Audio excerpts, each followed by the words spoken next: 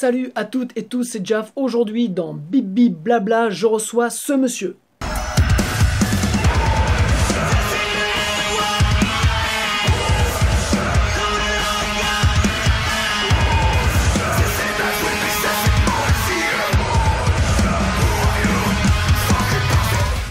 Oui, je sais, il fait un petit peu peur comme ça, mais vous allez voir, il est adorable.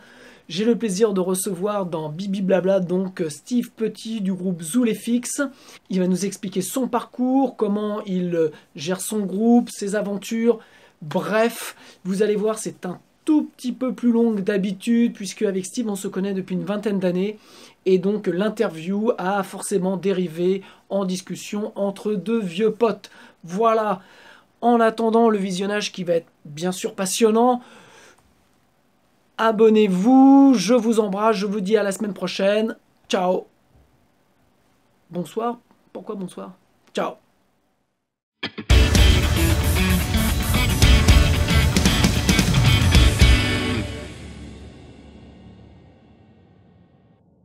C'est bon ça. C'est bon. Salut à toutes et tous, c'est Jaf. Aujourd'hui dans Bip Bip Blabla, j'ai le plaisir de recevoir Steve de Zoulefix. Bonjour monsieur. Cher ami. Comment vas-tu? Donc forcément l'ambiance est à la cool, puisque avec Steve on se connaît depuis que je suis né. à côté, puis 25 ans à peu près. Ouais, donc c'est un plaisir pour moi de te recevoir, puisque bon, je te connais très bien. On a maintes fois parlé de musique, un petit peu de nos projets. Ouais. Et en fait aujourd'hui, voilà, c'est pour ça que je voulais t'avoir dans Bibi Blabla. C'était pour que tu parles de ton parcours et un petit peu on va pas trop parler du passé, on va surtout parler de l'avenir. L'avenir, ouais, carrément. Donc première question, qu'est-ce qui t'a fait faire le grand saut? Qu'est-ce qui t'a fait prendre un instrument? C'est quoi l'élément déclencheur en fait? Bah alors là, pour le coup, ce qui est très très marrant, justement, c'est une question que je me suis posée il y a pas si longtemps que ça. Je me suis dit, je me revoyais en fait dans mes débuts et tu vas te marrer. J'étais vraiment très gamin à l'époque. C'était à cause d'un dessin animé. Ouais. Alors c'est complètement taré. Tout le monde connaît, enfin tous ceux qui sont de nos générations connaissent Ulysse 31. Exact. Tu vois, et il y avait ça et une série qui s'appelait The A-Team, enfin l'agence touriste en fait. Ah oui. Donc ça c'est pour le côté, attention, ça c'est purement de l'info. C'est vrai que le générique de Ulysse 31. Le truc de guitare en fait, elle était mortelle. Il y avait un truc de gratte qui me faisait marrer. Et en fait, c'est la guitare au départ qui m'a plu. D'accord. Et dans l'agence touriste, c'était ce passage qui passait du classique au côté rock dans le générique aussi. Tu vois. Tu sais, il y a un passage en fait, machin et tout. Puis après, c'est ta na na na na. Tu vois ce truc là. Et en fait. Ce truc-là, en fait, je trouvais ça charmé, en fait, ce mélange, en fait, cette association, en fait, musicale. Ouais. Et ça m'a plu et j'ai voulu gratter. Et à l'époque, je me souviens, j'avais une guitare en plastoc, quoi, tu vois, qui traînait, que mes parents m'avaient acheté. Et très honnêtement, je me souviens d'avoir eu ce cadeau et j'avais fait genre, super. Toi tu voulais un camion de pompier quoi. Bah c'est limite ça ouais. Tu vois et tout et j'avais fait super parce que et c'est bizarre en fait, c'est le son. Je trouve ça bidon quoi, tu vois et tout, guitare en plastique mec, tu vois, enfin tu vois, je sais plus comment elle est arrivée chez moi, bref, je sais pas si c'est un Noël ou un truc. J'ai pas trop d'éléments là-dessus et de souvenirs, mais voilà, en gros, le truc m'est arrivé comme ça et d'un seul coup, j'ai fait mais j'ai ça. Et j'ai pris des guitares. Putain, je devais avoir 9-10 ans, quoi, tu vois. D'accord, tu vois, à l'époque, quoi, c'était en 85, par là, tu vois. Et évidemment, après, Back to the Future, quoi, tu vois. Ah ouais. Et là, tu vois Marty McFly, tu te dis, qu'est-ce qu'il fait? C'est quoi cet ampli? Ah, c'est ça, c'est avec ce truc-là qu'on fait de la musique? Mais putain, c'est drôle, parce qu'en fait, j'avais jamais fait le rapport, mais là, tu viens de le dire, et c'est vrai que la première fois que j'ai vu Retour vers le futur, et quand il joue de la guitare, tu te dis... Putain, ce mec-là, il a le mojo, quoi. Ouais, exactement. En fait, c'est le même mojo, quoi. Exactement. Et après, tu te rends compte qu'il y en a plein d'autres qui font la même chose. Sauf que, bon, ils sautent pas de l'ampli qui leur pète à la gueule. Mais c'est ça, tu vois. Et en fait, tout ça, en fait, a fait que ça m'a mis là-dedans. Puis évidemment, après, l'interaction, à l'époque, on n'avait pas les portables, on n'avait pas tout ça. Mais on rencontre des gens, tu rentres au collège, tout ça, machin et tout. Salut, tu vois des mecs un peu chelous. Et ces mecs chelous, bizarrement, ça te colle à la tronche, quoi, tu vois. Parce que, je sais pas, t'as peut-être la gueule de l'emploi. Et d'un seul coup, ça y est, c'est parti. Tu rencontres des gens qui... mon grand frère, il écoute ça, puis il joue de ça, tu vois. Donc, d'un seul coup, voilà. Puis tu vas dans la chambre du grand frère pendant qu'il est pas là. Tu vois les grains, enfin, le mec il sort la guitare, donc tu commences à à guitouner et d'un seul coup, tu as l'impression que voilà. Ouais. Puis ça démarre comme ça. Et après ça, en fait, c'est que tout le monde était guitariste. Évidemment, à l'époque, tout le monde est... parce que ça fait pas trop de bruit, machin et tout. Ouais. Puis pour les gonzesses, c'est un peu plus facile. Voilà, puis un peu. Ouais, voilà. Le mec il fait. Bon, ok. La fille kiffe. Tu vois, c'est pas du tout de. Voilà. De culture musicale à l'époque, c'était un peu compliqué pour ceux qui. S'ils n'avaient pas des parents dans le délire, c'était un peu compliqué. Bref, et tout ça pour dire que du coup, je me suis mis à la batterie. Ouais. Parce que je croisais souvent dans mon quartier, je croisais un gars. Cheveux longs, mi-longs, tu sais, genre pas une break et tout ça, tu vois, je me disais, c'est quoi ce type-là?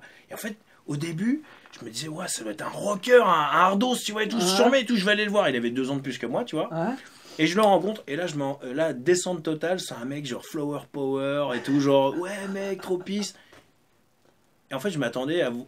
Tu sais, je kiffais ma life, tu sais, t'es ado, t'as le truc qui monte comme ça en puissance et tout. Tu te fais le film, tu te fais le film et tout, et là t'arrives, tu fais ah. Et puis en fait, non. Non. Et là, le mec te dit, ouais, mais je fais de la zik et tout. Et là, il commence à te faire écouter des trucs. Alors, ça part de Pink Floyd, ça part des Doors, ça part des trucs. Et il a un band avec lui, des gens qui et ils jouent, ils font de la musique ensemble. Et carrément, même les mecs construisent leurs instruments, tu vois. Enfin, je veux dire, fabriquent carrément leur sono, leur truc. Et là, d'un seul coup, les mecs font leurs enceintes et tout, machin. Et ils font leur petit groupe dans leur cave. Et voilà. Et il y avait une batterie. Et je m'en souviendrai toute ma vie parce que, en fait, cet élément était incroyable. Et il y a une histoire, c'est que le batteur avait pas de siège de batterie, si tu veux. Il avait un tronc d'arbre. C'est pas mal comme siège de batterie. T'es à la campagne, tu sais, on fait ce qu'on peut. Par contre, pour les tourner, c'est un peu chiant, quoi. C'est un peu chiant. Et puis surtout que c'était un beau, une belle bille. Donc pour te dire que voilà le truc. Et alors, du coup, ce truc-là, c'est très drôle parce qu'aujourd'hui, je vais faire un petit peu de pub sur un studio. Le studio, il est à Montreuil. Aujourd'hui, ils ont un studio, les gars. Il est à Montreuil, il s'appelle le studio 440. 440, tu vois et tout. Et ben ce tronc en fait est dans le studio. Il est parti de la Normandie, il est arrivé là.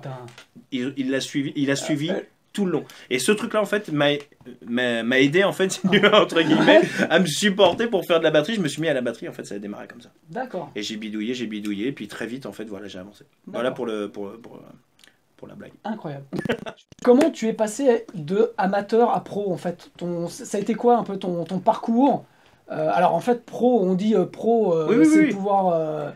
Bah en fait, pour être très honnête, l'histoire de passer d'amateur à pro, c'est juste une question de rêve en fait, d'envie.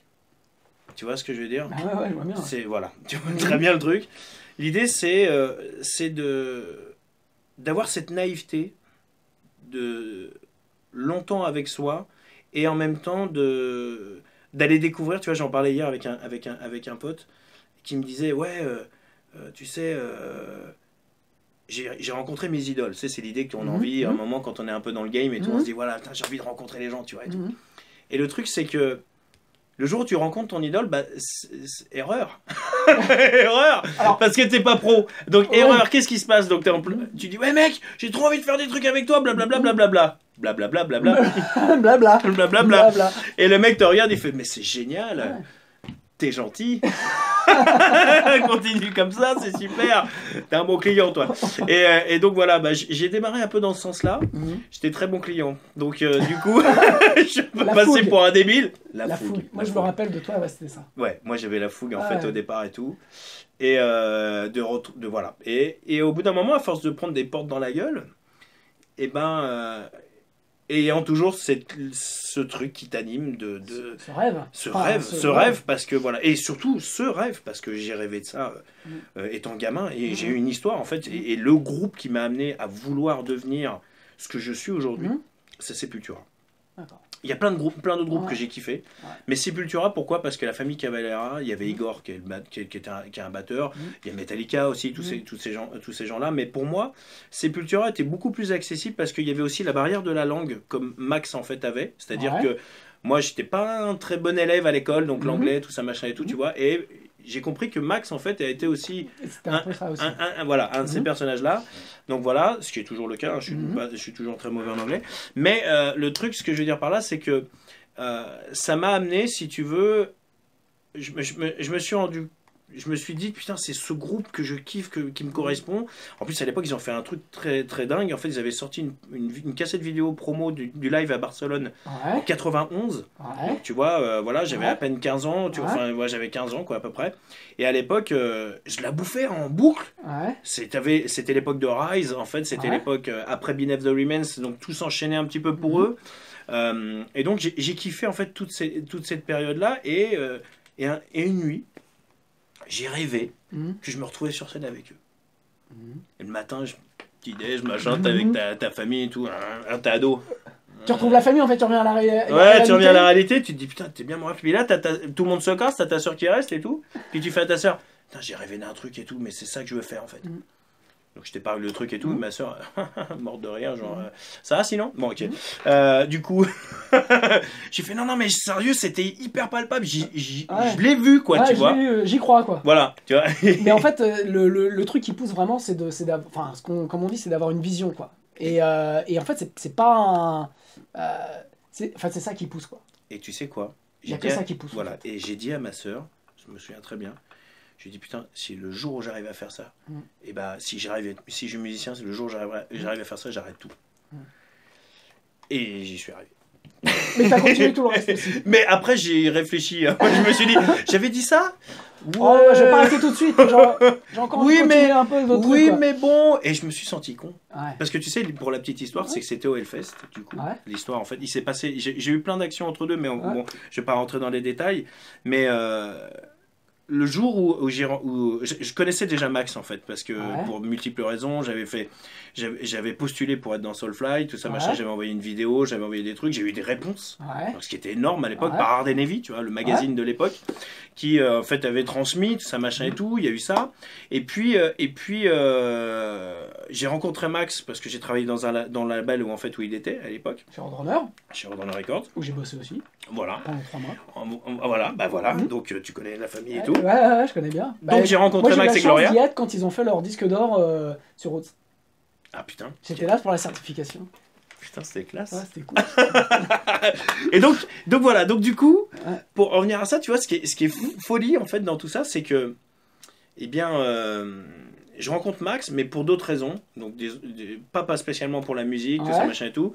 On en arrive à en discuter, que je fais de la musique, je trouve ça génial. Puis après, il remet le truc, tu vois. Il remet le truc, tac, mais c'est quoi? Mais oui, mais t'avais postulé et tout, c'est fou, machin. Bref, on a rediscuté plus tard avec Gloria et tout ça, qu'elle se souvienne de la vidéo que j'avais envoyée. Ils avaient tout épluché. Et t'avais envoyé quoi, la batterie J'avais envoyé des covers à la batterie. D'accord, que j'avais enregistré à l'époque, donc c'était à Cergy dans le 95. Tu studio du Chaperché. Au studio du Chaperché. Avec Titi. Avec Thierry. Et j'avais un pote qui était venu filmer avec un truc pas possible d'ailleurs et tout. Mais bon, on avait envoyé le truc. Il avait amené le gros il y avait un truc et tout. Et ce qui est énorme, c'est que plus tard, donc on a eu cette interaction et un jour, le truc, il me dit ouais, je enregistre Dark Ages de Soulfly et tout. Viens jammer avec moi. Ok. J'arrive, sauf que cette époque-là, en fait, je travaillais de nuit, je travaillais dans une boîte, en fait, pour bouffer, quoi. Et j'étais pas aussi à l'aise qu'aujourd'hui, on va dire. Et à l'époque, si tu veux, voilà, donc ça faisait 2 jours que je dormais pas. J'ai taffé comme un dingue. Et j'ai refusé, en fait. J'ai refusé, en fait, le truc que tout le monde peut me maudire. J'ai refusé de jouer sur Dark Ages. Juste pour un jam en fait sur le morceau de fin en fait. Et le gars en question qui joue, l'interaction c'est que il y a un Brésilien guitariste en fait qui joue dessus qui s'appelle Stefan Gunman avec qui j'ai eu un groupe de cover de Sepultura et de Megadeth en fait, ce qui est très très fort, bien 15 ans avant à l'époque, et qui en gros le gars était dessus et Max est fan de son groupe à lui. Donc qui a un groupe de dub en fait, tu vois, à l'époque, qui tournait beaucoup. Et donc voilà. Donc en gros voilà, le truc se fait comme ça. Et j'y vais parce que j'ai été invité et pour leur dire que je suis désolé, mais moi voilà, je peux pas, je suis trop fatigué. Et en plus la blague c'est que Max me file une sitar. Donc je sais pas si tu vois le délire. Max, il pense que tout le monde tous ses potes, en fait, ils sont capables de jouer tout et n'importe quoi. Parce qu'au final, les mecs se posent peut-être pas autant de questions que toi tu t'es posé à ce moment-là. Exactement. Ouais. Et c'est encore le problème du côté fan. Ouais, et puis ouais, peut-être du côté tu vois, français, du côté quoi. rêveur, du côté Frenchy aussi, qui joue aussi. Les mecs là-bas, ils s'en foutent, quoi. Ah ouais, les mecs ils se disent non, vas-y, détends-toi, c'est détente, on s'en joue, fout. on fait un truc, tu vois, on fait un album. Tu te dis bon, ok. Ça, c'est le jeu de Cadet Olivier, j'imite mal, mais je m'en fous. Ouais. C'est un peu ça, mais vas-y, bon, on s'en fout. Je joue mal, mais on s'en fout. Quoi. Ouais, sauf que moi, tu vois, Oui, c'est mais... toujours le même problème. On souffre en fait en tant que Français du fait de se dire que voilà, on est toujours pointé du doigt. C'est vrai, on est toujours pointé du doigt pour 1 million de trucs. Mais le truc, en fait, clairement, bon, il y a des raisons aussi. Faut dire que quand tu commences à côtoyer des musiciens américains, des choses, enfin, je dis américains ou autres, dans d'autres pays et tout, bah, tu te rends compte qu'effectivement, il y a une barrière, qu'on est dans une bulle et qu'on n'a pas tout compris des fois. Tu vois, malgré tout, et qu'il faudrait qu'on aille un peu plus loin. Et c'est ce qui est en train de se passer aujourd'hui. Je trouve que la musique et la musicalité aujourd'hui en France est en train de se démocratiser de plus en plus. Il y a beaucoup plus de jeunes en fait qui aujourd'hui adhèrent à ce qui se passe aussi à l'étranger et n'ont pas à rougir en fait de ce qui se passe. Et je me souviens de tout le début de ma carrière musicale, c'était ça. Souvent, quand tu sortais avec un groupe, moi à une époque j'ai été chanteur de No Return par exemple, tu vois, ou à l'époque les mecs, quand on est arrivé chez Nuclear Blast et tout, on disait non mais les gars, c'est bon, vous êtes chez Nuclear Blast, c'est pas t'es arrivé, tu vois, c'est pas ça, c'est bon, t'as plus à rougir du fait que, tu vois, que tu fais de la musique et tu fais de la musique, voilà, c'est bon. Bon, maintenant, après, à partir de là, c'est une étape. Et t'es pas arrivé du tout, on est bien d'accord. Mais ce que tu disais, c'est vrai que aujourd'hui, il y a, comme tout s'est un peu démocratisé, en fait, nous, on pouvait avoir un peu le complexe à l'époque. Aujourd'hui, je pense que les jeunes, ils se mettent une caméra, ils se filment en train de jouer, même s'il y a des pains, même s'il y a des trucs, ils le mettent quand même sur Internet, et il y a moins cette barrière de vouloir être parfait. Et nous, en fait, on imaginait que les groupes qu'on aimait, qu'on écoutait les albums, ils étaient parfaits. Et en fait, ils l'étaient pas, parce qu'en plus, quand tu réécoutes bien ces cultures aujourd'hui... Oui, quand tu écoutes, exact, je suis complètement d'accord. C'est comme ça, mais par contre, les mecs, ils se posaient pas de questions, ils envoyaient, quoi. Bah, c'était aussi... alors, il y avait une certaine technique de base, que les gens travaillaient, c'était chacun pour soi. Un peu comme une religion, quelque part, c'est un peu pour soi. Et on se retrouve tous ensemble et on communique, tu vois. Et on fait ça en communauté, et on fait notre truc. Et à partir de là... il y a une magie qui opère, il y a un truc qui se passe, il se crée une identité. Il se crée une identité dans le truc, et puis d'un seul coup, c'est l'alchimie, c'est le truc, c'est l'énergie surtout. L'énergie, du moins à l'époque. Qu'aujourd'hui, avec le numérique, c'est un petit peu perdu en fait, tout ça, parce qu'on peut faire des erreurs, on peut faire des machins. Voilà. Après, tu repasses un petit peu plus de temps en studio pour certains. J'en parlais encore avec deux potes qui ont un groupe, qui ont fait un album sorti du studio. Le mec était là. Tu te souviens d'un des titres? Non, va falloir l'écouter. Parce que, mais comme on va les jouer en live, va peut-être falloir. Alors, révision. Il faut qu'on fasse nous nos morceaux, il faut qu'on les joue. Du coup, en fait, aujourd'hui, avec l'accessibilité de chacun dans la musique, les studios, les machins, où aujourd'hui les gens font beaucoup de home studio. Et ils font plus de projets. Ils font plus de projets. T'es dans un groupe. Voilà, exactement. Et maintenant, t'es dans un groupe, et puis. Voilà, si tu te démerdes un peu, tu fais pas mal de choses. Quoi. Exactement. Et donc, du coup, voilà. Et donc, pour revenir vite fait à ce truc-là, la finalité de tout ça, c'est que j'ai refusé Max en studio sur Dark Ages, et après, mais il m'a dit, écoute, c'est parti remis, je comprends que tu sois fatigué, tout ça, machin et tout. Et c'est vrai que c'est ouf, quand j'y repense, je me dis, putain, mais j'ai la honte, quoi, tu vois, et tout. Et en quelque part, la honte, oui et non, parce que tu te dis, toi aussi, t'as une life, quoi, tu vois, quelque part. Et là, j'ai commencé à comprendre des trucs aussi. Que tu te dis que oui, mais on a tous notre vie, qu'on vit chacun dans nos bulles, et tout, voilà. Et puis un jour, on s'est croisés au Hellfest, et il m'a dit, vas-y, viens, on va faire Roots Bloody Roots ensemble. Et ils étaient en tête d'affiche avec Cavalera Conspiracy. Et c'est là que le rêve est arrivé. Et c'est là que le rêve est arrivé. Et ce qui est terrible, en fait, si tu veux, c'est qu'à ce moment-là, je prends conscience. Et je me retrouve vraiment très seul au Hellfest, en fait, à ce moment-là, parce que je les vois le matin, et Max m'invite dans le bus, dans son tourbus, et me dit, soir on fait ça. Et je suis resté scotché, en fait, si tu veux, toute la journée. Tout le monde me parlait de ce machin et tout, et j'avais que ça en tête. Et toi, t'étais focal là-dessus. J'étais focal là-dessus en me disant, je vais me retrouver ce soir à faire ça. Et donc j'avais les protagonistes de l'époque, les gars de mon band et tout, qui étaient là et tout, qui étaient en train de me soutenir et qui me disaient, mec, ça va être folie ce qui va se passer, tu vois. Et donc voilà, je me dis, ouais, ça va être folie. Et on n'en parle pas. On n'en parle pas parce que on se dit, c'est tellement ouf. Que ça sert à rien d'en parler, on va nous prendre pour des tarés, tu vois, et tout. Puis voilà, bref. Et encore cette histoire du truc du français, machin et tout de base, tu vois, et tout. Bon, c'était kiffant. Mec. J'imagine que t'as pas dormi pendant 24 heures après. Non, puis et voilà. Parce que l'adrénaline. Ouais, voilà, j'ai pas dormi pendant. Vous aviez joué le matin.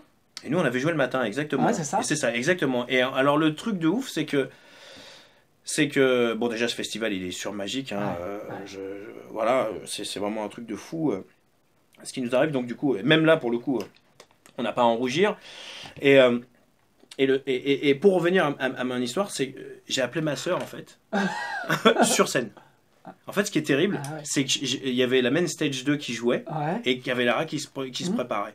Et donc, comme j'étais un petit peu le poisson rouge en fait dans le bocal, si tu veux, le truc, ce qui s'est passé, c'est que je me suis approché de la scène et j'ai tapé le numéro de ma sœur. Qui, c'est ouf, hein, c'est complètement. On va dire, je sais pas, c'est un peu spécial en fait ça, mais j'avais comme si je lui avais dit, tu vois, on en reparlera plus tard, tu vois. Donc du coup, voilà, j'étais sur la scène et j'arrive au bord de la scène et puis je fais bon, ok. Je prends mon téléphone, j'appelle ma soeur et je lui fais bon, écoute, voilà. Tu sais, je t'avais parlé d'un rêve et tout, quand j'étais gamin et tout, voilà. Et donc, il y avait une armée de monde, en fait, devant, parce que c'était les têtes d'affiche. Mais les gens étaient focusés, en fait, sur la main stage jeu, et tu voyais du monde quand même devant. Et il y avait ceux qui se préparaient pour voir qu'il y avait la conspiration, tu vois. Et à un moment, je lui fais, bah tiens, écoute ça. Je fais, faites du bruit. Et là, tout le monde se met à gueuler, elle fait, ouais, qu'est-ce qui se passe et tout, machin. Donc, elle était un peu surprise, en fait, de voir, en fait, que je l'appelle pour ça et tout, tu vois, et tout. Et entre le moment au petit déjeuner où elle t'a dit bon, et là, il s'est passé combien de temps? Écoute, j'avais à peu près 15 ans et c'était et je pense qu'il s'est passé un peu plus de 15 ans. Ouais, c'est ça. Donc en fait, voilà, faut être patient en fait. Il faut être patient. Il faut juste être patient et croire en ses rêves en fait, voilà, c'est ce que je me dis et honnêtement quand je suis parti de ce truc, donc avec en plus les choses que je fais à côté dans ma vie parce que je fais pas que de la musique, je fais en fait pour revenir à tout ça, tout ce que tu me disais en fait professionnellement parlant, c'est que moi j'avais 3 choses qui m'intéressaient dans la vie, c'était la musique, le théâtre, le cinéma dans la globalité, et en gros je me suis dit je peux pas faire l'un sans l'autre. Je suis parti de ça et je me suis dit il faut que je fasse ça. Donc il y a des périodes où en fait je touchais plus la musique, il y a d'autres périodes où je touchais plus le cinéma, et il y a d'autres périodes où je touchais un peu plus, tu vois, les trucs. Et ça a toujours été ça ma vie en fait. Et ça a tourné autour de ça. Et aujourd'hui, pour être très honnête, je suis à fond là-dedans. Voilà. Et à ce moment-là, en fait, tu te dis... merde, j'ai fait ça, j'ai fait tel film, j'ai bossé sur Besson, j'ai fait des films avec Besson, j'ai fait ça. Oui, les gens savent pas spécialement en fait la double et triple casquette. Ce que tu fais à côté, c'est que donc tu t'occupes, tu crées des décors. Si je dis pas de conneries, pour le cinéma, et pas des moindres, parce que pour Besson, t'as fait Rémi sans famille.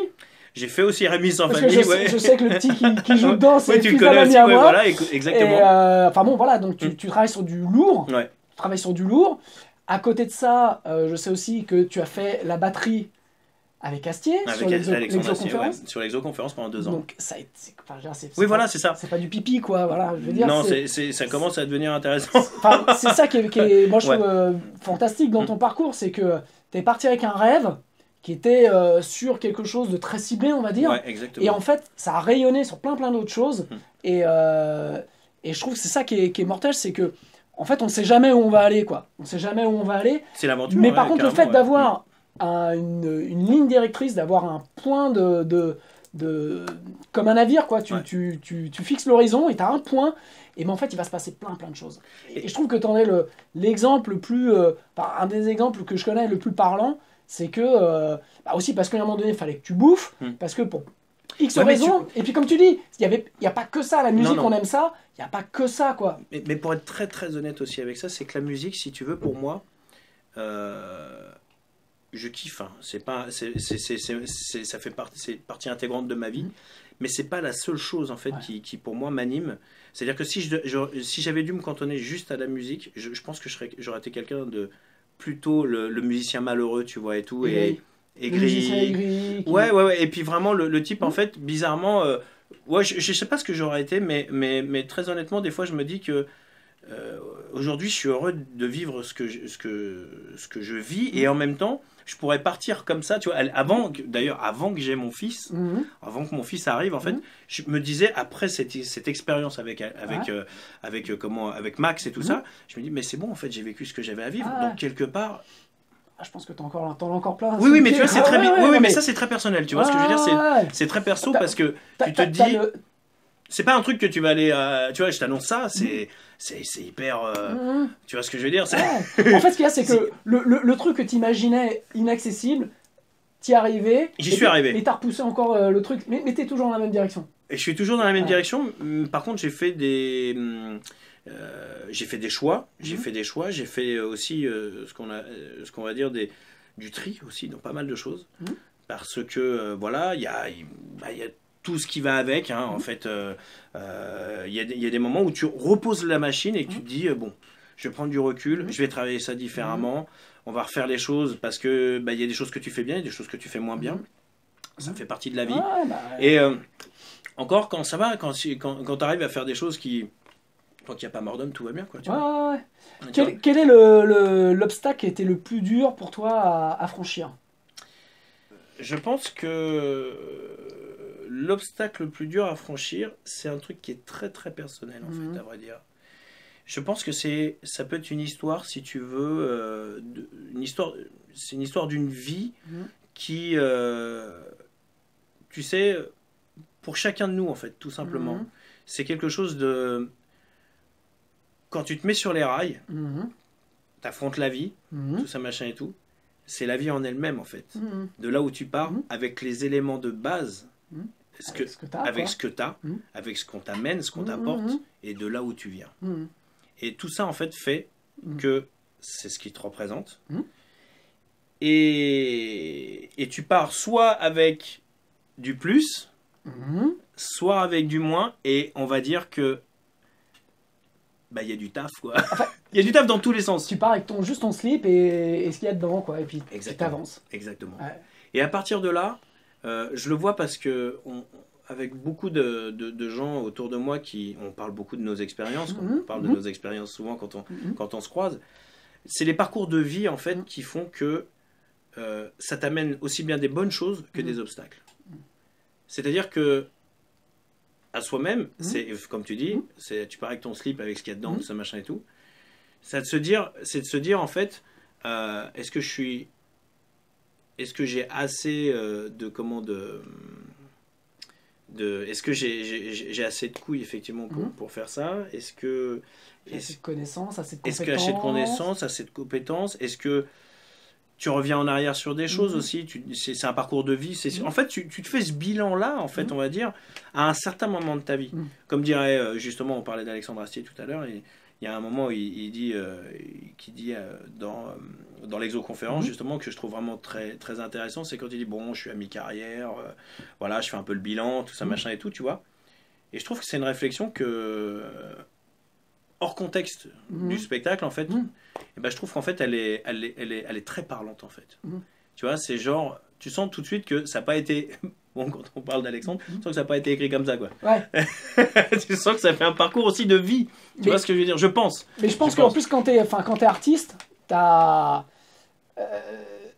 c'est des questions que tu te poses plus que quand t'as un autre métier, parce qu'en fait comme tu crées, t'es au quotidien, si tu crées au quotidien, t'es au quotidien un peu face à ton miroir, quoi.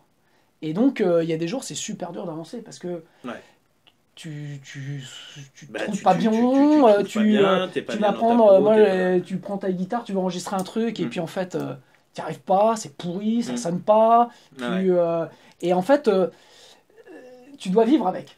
C'est-à-dire que quand tu rentres chez toi, enfin moi c'est le cas, je rentre chez moi, j'essaie de laisser ça, tu vois, ici, pour retrouver ma gamine et ma chérie, et que ça transpire pas de moi, parce qu'elle elles n'y sont pour rien. Oui. Tu vois, et ça, c'est vachement compliqué, en fait. C'est En fait, parce que si tu ramènes ça à la maison, tu ravances pas le lendemain matin.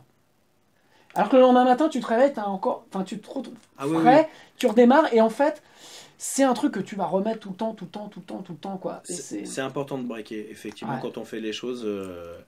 Notamment, c'est vrai que le fait d'avoir des enfants, en fait, joue aussi sur ce truc-là. Ça te permet, évidemment, enfin, évidemment, oui et non, parce que on n'est pas tous pareils, mais le truc, c'est qu'effectivement, c'est d'arriver à se dire, ouais, il faut switcher, quoi. Il faut switcher parce qu'il y a ça. Ouais. Et il y a aussi le noyau dur. Ouais. Et le noyau dur, c'est ce qui est le plus important et ce qui va faire que le lendemain va te donner l'envie de retourner dans ce truc et de te dire ouais, bah ok, ah ouais, d'accord, c'est ça, tu m'as fait ça, ok, vas-y, demain je suis là. Ouais. Et voilà. Ouais. Et sans ça, c'est terrible. Ouais. Et c'est vrai que tu as raison, c'est exactement ça. En fait, on vit comme ça, quoi. Alors, juste pour la petite info, on parle beaucoup de ça avec Steve quand on se croise parce que on a été papa quasiment au même moment sur le tard.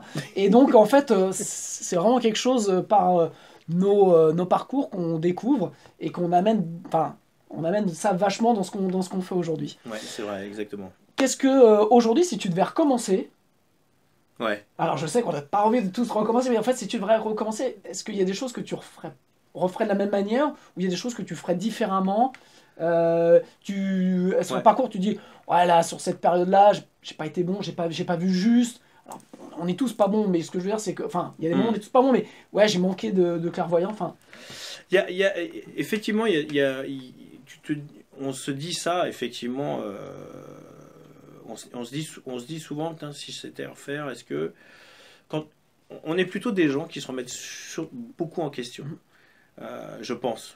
Toi comme moi, tous les jours on se pose des questions, des vraies questions. Des fois, on va peut-être se poser des questions qui sont on s'en pose un peu trop parfois aussi. Voilà, et on a certaines personnes qui derrière sont là aussi pour ça, des gens bienveillants qui nous entourent, ce qui fait partie aussi de ça, c'est de cette amitié, de tout ça et tout, d'avoir la possibilité de parler de ça avec d'autres et tout. Ce que je trouve que c'est vachement bien en fait de s'ouvrir justement et d'en parler avec les gens. Et, honnêtement, enfin, c'est tellement important en fait d'avoir une interaction avec les gens, et de pas être trop individualiste et toutes ces choses là. Mais effectivement, pour répondre à ta question, je me dis que je pense que il y a des choses que j'aurais voulu changer. J'aurais dû peut-être, tu vois, on va dire peut-être être plus assidu sur certaines choses, tu vois, et tout, et en même temps sur les relations, j'ai envie de dire, c'est surtout sur les relations humaines, en fait, si tu veux. Autant sur certaines périodes, j'ai pas été très cool avec certains, autant je l'ai été trop avec d'autres. On est toujours comme ça, il y a des moments... c'est difficile en fait, parce que en fonction des gens qui sont en face de toi, t'as pas envie de les brusquer, t'as pas envie de les tuer, t'as pas envie de... Tu vois ce que je veux dire? Il y a des moments, il faudrait. Et puis il y a des moments, tu vas surréagir. Mais tu sais ça, ça revient à la question d'avant. C'est ce que tu as appris qui t'amène à faire ce genre de choses et qui construit. Et c'est ce que j'ai compris, en fait, si tu veux, justement, le jour où tu as un enfant et que d'un seul coup, tu as ce côté où tu bugs. Et dans ton cerveau, il y a ce que tu dis, ce qui fait que tu te dis, ouais, non, mais plus on va vieillir, plus les neurones vont partir. C'est marrant, il y a une autre connexion de neurones qui se crée. Et d'un seul coup, ça te dit... ça va moins vers la connerie, quoi. C'est exactement. Et tu sais, Alexandre m'a dit un jour, tous les deux, on était sur une discussion, on parlait d'enfants, tout ça, machin et tout, il me dit, tu sais, quelqu'un qui un jour dans sa vie vit sa vie et qui n'a pas la possibilité d'avoir d'enfants, il lui manquera toujours quelque chose. Tu vois, il lui manquera toujours quelque chose au finish. Et je dis pas qu'il faut faire des enfants. Et je dis qu'en fait, si tu es vraiment... Si tu es quelqu'un de responsable et capable de le faire, je veux dire, en ayant l'harmonie qui va avec, on va dire, de pouvoir, ça c'est quelque chose qui qui est, on va dire, bah, c'est la deuxième claque dans la tronche quand tu as vécu un truc. Tu arrives avec ta vie, avec tes machins. Et là, en fait, elle te dit, par contre, là, tu vois, on va remettre les compteurs à zéro. Et tu vois, bah, sur le vumètre, bah, là, t'es pas bon, là, t'es pas bon, là, t'es pas bon, là, t'es très bon, là, t'es trop bon, là, mais il faut que t'arrêtes. Et puis là, t'es. Et tu vois, là, c'est ça, voilà. Et en fait, c'est ça.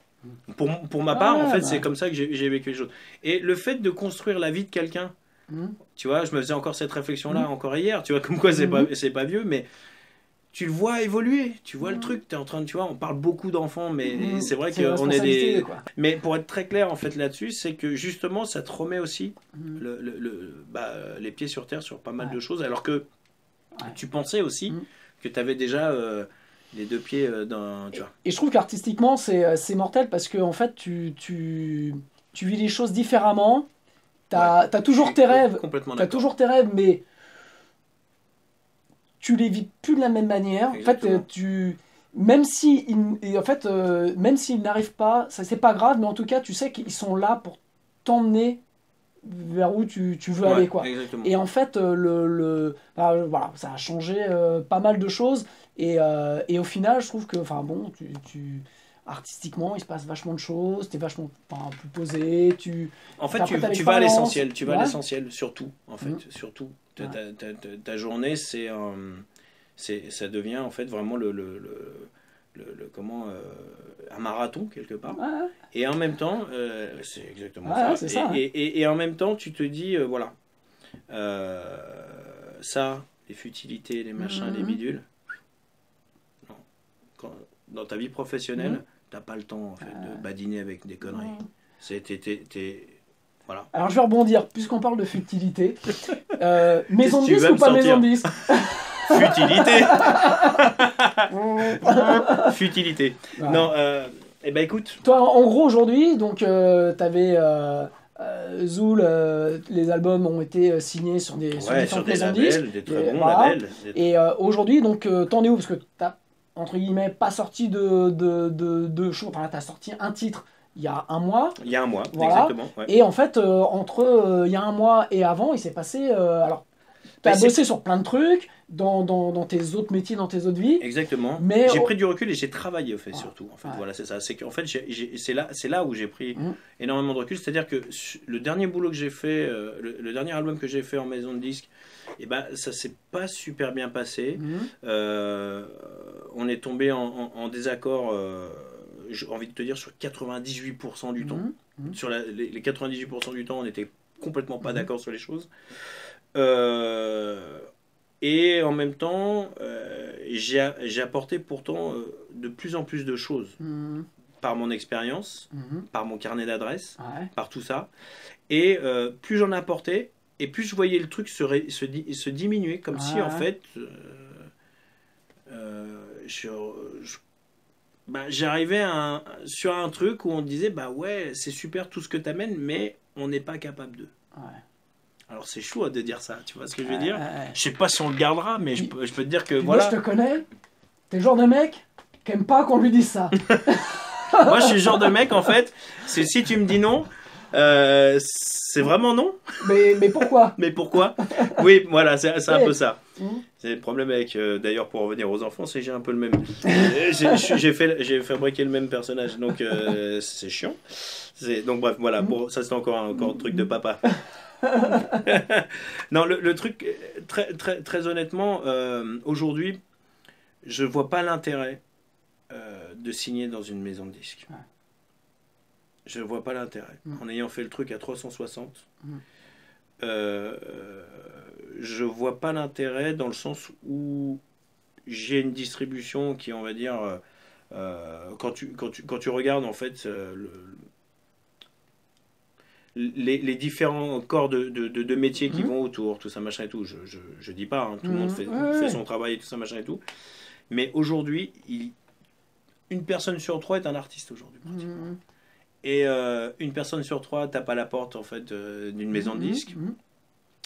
Et souvent. Et il y en a de moins en moins en plus de maisons de disques. Il y a de moins en moins de maisons de disques. Il y a de moins en moins de gens plus en qui plus. bossent dans... Ils ont des catalogues, c'est des catalogues de 3 Suisses, hein, ça, la ouais. Redoute sans faire de pub.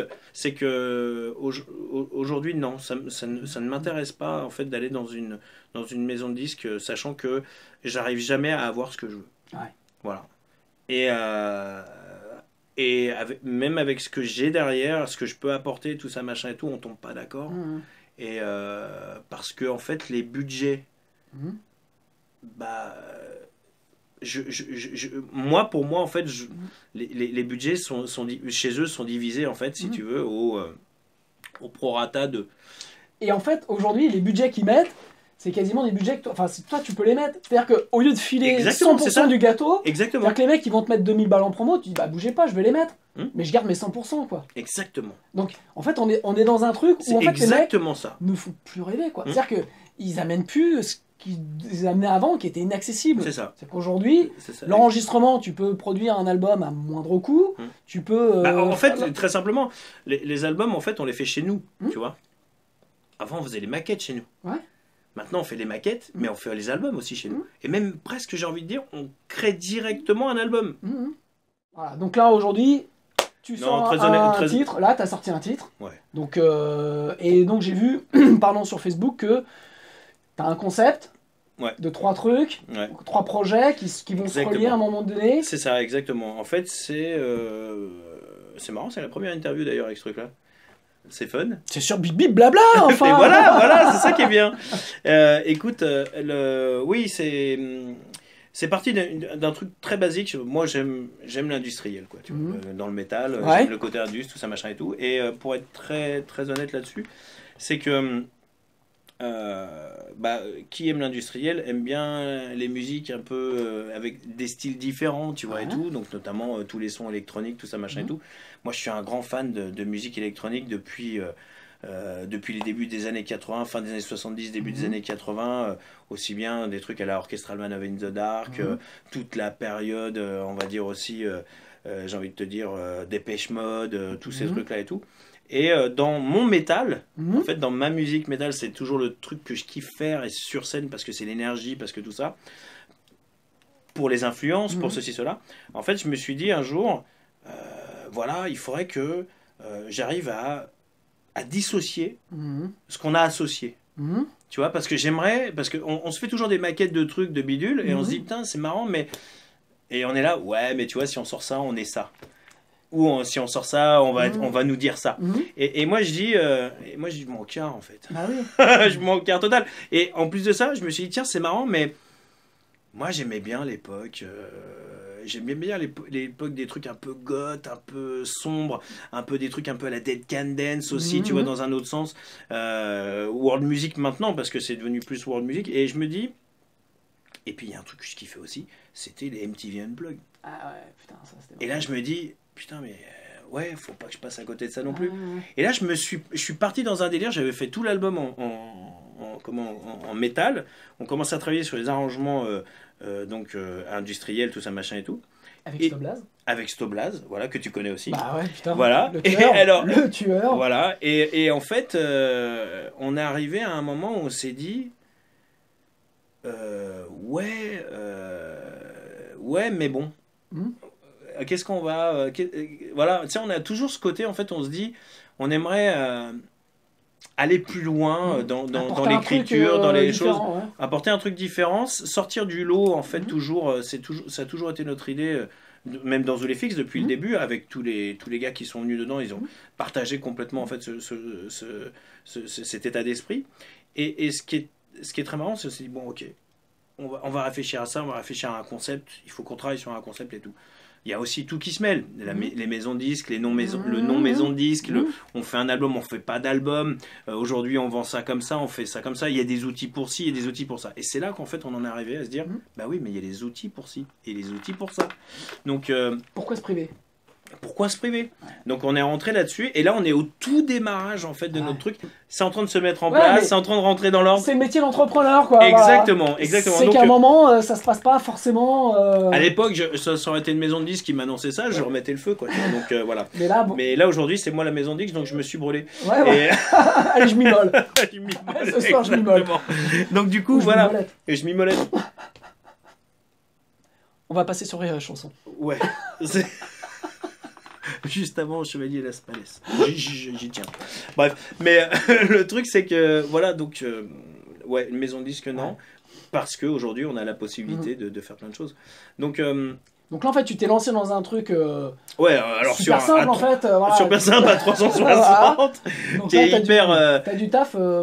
j'ai du taf pendant 30 mois là. Ouais. D'accord. Pour être net. En gros, tu comptes en gros 30 mois de... Si tu veux, toutes les compos sont écrites depuis 5 ans déjà. Ouais. Mais comme, si tu veux, c'est un truc qu'on veut faire au coup par coup, que on veut... en fait, si tu veux, on sort des maxi-singles, ce qu'on appelle des maxi-singles.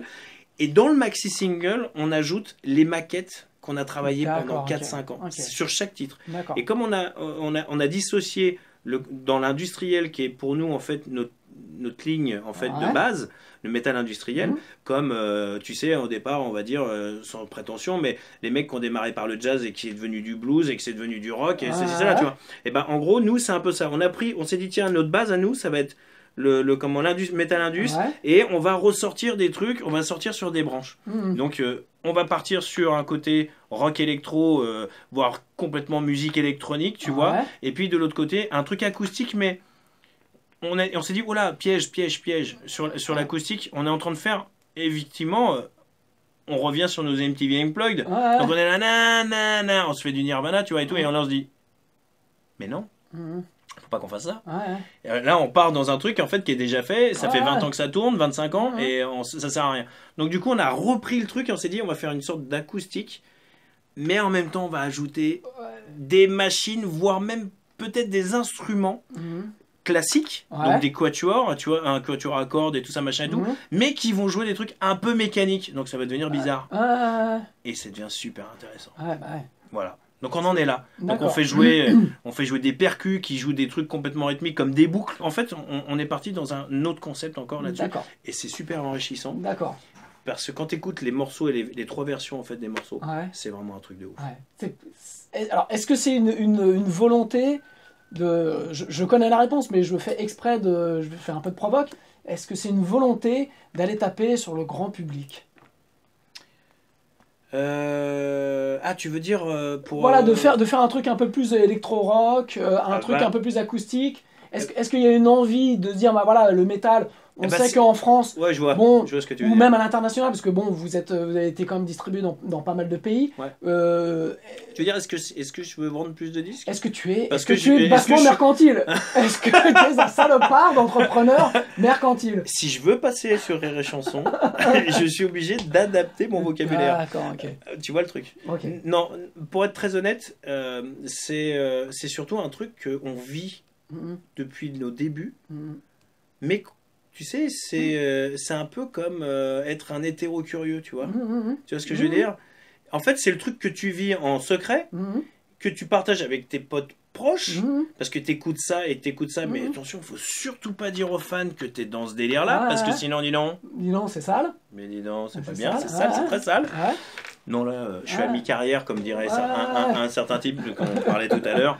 Très honnêtement, je vais dévoiler des choses que effectivement que j'ai pas eu l'occasion et que j'aurais voulu et que j'aurais souhaité participer, que j'aurais aimé en fait faire et voilà. L'intérêt aujourd'hui, en plus de ne pas avoir de maison de disque et d'être son propre entrepreneur, c'est être libéré de toutes ces contraintes de format, c'est être libéré des contraintes de planning. Alors les plannings, on doit les gérer, c'est-à-dire que dès l'instant où tu sors un truc, c'est que tout derrière doit être carré, mais au final, c'est toi qui gères, c'est toi qui décides en effet de ce que tu as envie de faire. Si à un moment donné, tu as envie de prendre des risques, il n'y a personne qui va te dire en face, non, tu sais Coco, c'est pas bien parce qu'on n'est plus dans la cible et tout. En fait, c'est ça que je trouve aujourd'hui vraiment fantastique et qui, j'espère, va amener beaucoup plus de diversité à la scène musicale, on va dire, française, c'est que il y a des groupes que je ne citerai pas qui continuent à sortir un peu, alors on va dire toujours les mêmes albums, c'est pas le mot, parce que AC/DC a sorti toujours le même album depuis des années et on a toujours été très friands, donc ces groupes auxquels je pense, c'est pas péjoratif. Ce que je veux dire, c'est que aujourd'hui, il y a d'autres formats. Ok, il y a des formats albums, mais les formats albums aujourd'hui n'existent que dès l'instant où il y a encore vraiment un tourneur, où il y a une maison de disques. Sinon, dès l'instant où il y a plus ça, et ben en fait, tu te démerdes, tu sors les formats que tu as envie, tu peux sortir aussi de tes sentiers battus, tu peux proposer autre chose aux fans, et tu crées une vraie relation avec le public qui est un peu ce qu'a fait Prince il y a... Ah oui, en fait, moi ce que je fais personnellement, c'est pas nouveau du tout. Voilà, ouais, c'est-à-dire qu'en fait, il y a des gens dans d'autres styles musicaux en fait, qui ont choisi de faire ce genre de choses. Évidemment, ils sortent un album à un moment, mais ça passe aujourd'hui, quand tu regardes, il y a beaucoup de singles et presque l'album passe à la trappe. Tu sens que les gens vendent plus du single. Mais moi, très honnêtement, aujourd'hui, la différence avec ce truc-là, c'est que pour moi, chaque morceau est un single. Mais un single à proprement dit. C'est-à-dire qu'en fait, c'est pas le. C'est un titre que je vais travailler à fond. Tu vas faire le visuel, l'image. Même sans que je fasse tout, en fait. Vraiment, l'idée, c'est que tout soit vraiment fait pour que ce soit un single, comme si tu allais le distribuer comme tel. C'est-à-dire, quel morceau sort du lot de l'album? Bah, il n'y en a pas. Il y en a 30, quoi. Il y en a 30, il y en a 10, et après, il y a des variations qu'on a fait dessus. Moi, je vois ça comme ça aujourd'hui. Tu vois, et je préfère prendre le temps, travailler aussi avec les gens qui peuvent m'apporter des choses dans l'idée, si tu veux, voilà, en termes de producteurs, en termes même de musiciens, et de dire voilà, de faire cette relation avec ces gens par rapport au parcours. Qui vont t'amener quelque chose de différent dans ta musique. Exactement. Qui vont s'imprégner de ton... Ben ouais, puis leur balancer ça un petit peu comme une patate chaude en leur disant mec, tu peux me faire un truc là parce que voilà. Et ça marche pas mal. Ça marche. Dans ce que je veux dire par là, c'est que ce qui marche pas mal, c'est que au lieu des fois d'intégrer des gens et qu'ils amènent leur état d'âme et tout ça par rapport à un truc, toi t'as créé le truc de base, la trame, et eux ils arrivent en fait avec ce que j'appellerais leur engrais entre guillemets pour dire je vais faire fleurir le truc de cette façon là.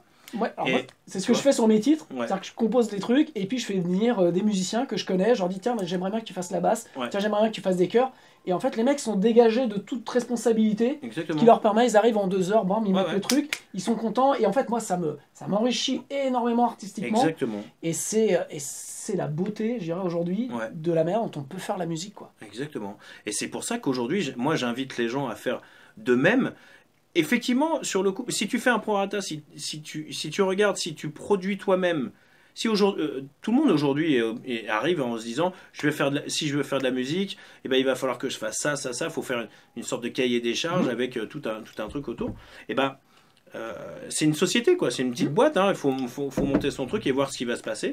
Et ben, à partir de là, voilà, c'est pour ça que tu te rends compte de tout l'univers en fait dans lequel tu vas évoluer, tu as les choses qui arrivent et tout ça, tu poses tout et tu dis bon ça faut que ça marche comme ça, mais au moins tu es ton propre client, tu es ton propre patron je veux dire, et tes clients, si tu as des gens qui te suivent et tout ça machin et tout autour et qui adhèrent au truc, c'est formidable, c'est ta propre boutique, les gens ils sont là, ils sont ils suivent ton projet, ou ils s'en écartent complet parce qu'ils trouvent qu'en fait ce que tu fais c'est complètement bidon et ils préfèrent rester sur des trucs ce que tu as fait avant, des trucs classiques en fait on va dire, des choses qui eux les intéressent plus, c'est-à-dire bah ouais mais moi je préfère acheter un album et que d'en avoir 10, enfin d'avoir 10 queues de chez moi et tout ça, j'en ai rien à foutre que vous ayez fait des démos, j'en ai rien à foutre que vous avez fait ceci, vous avez fait cela, moi je veux le single. Bah moi ce que je propose à ces gens là en fait aujourd'hui c'est de leur dire bah écoute il n'y a pas de problème mec, mais dans ce cas là tu vois tu peux aussi bien l'écouter en streaming comme les gens d'aujourd'hui, tu vois aussi quelque part. Si tu veux un album complet, moi c'est pas ma démarche, c'est-à-dire que moi je t'amène un truc différent avec un travail différent. Je te montre comment j'ai fait ma popote, tu vois. En fait, le vrai truc, c'est d'amener de la valeur. Voilà. Ce qu'on appelle, c'est d'amener de la valeur, c'est d'amener quelque chose de nouveau. Une valeur ajoutée, exactement. Pour que les gens rentrent dans l'univers et à ce moment-là disent ouais, ok. Et comme tu dis à juste titre, aujourd'hui, il y a Deezer, Spotify et tu veux écouter ma musique, bah, Elle va est là-dessus. dessus. Voilà. Elle est dessus. Et maintenant, moi, je propose un truc parce que mon univers, c'est ça. C'est Exactement. un titre orchestré de 3 manières différentes. Il y a Exactement. ça, je fais ça autour. Et puis, tu prends.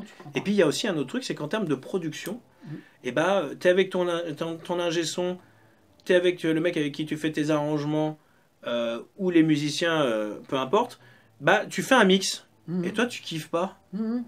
Bah, tu peux te payer le luxe de dire, bah moi je préférais celui-là. Mhm. Et bah donc il va quand même aller sur le Scud. Mhm. Et toi, ton mix, il va aller aussi sur le Exactement. Scud. Ouais. Et les gens pourront se dire, alors là c'est de la branlette, on va dire, Ouais, on est non, d'accord. mais non. quelque part c'est important parce C'est que pas de la quand on branlette. travaille, Mhm. on est pointu en fait sur Mhm. notre travail. Du moins, j'ai envie de dire, hein, par rapport au niveau qu'on a, on est bien d'accord. Je veux dire, quand tu es pointu sur ce que tu fais, tu as envie de te dire, bah ouais, mais tu vois, là par exemple, je préférais quand on avait une guitare comme ça, Mhm. et parce que je trouve que ça amenait ça.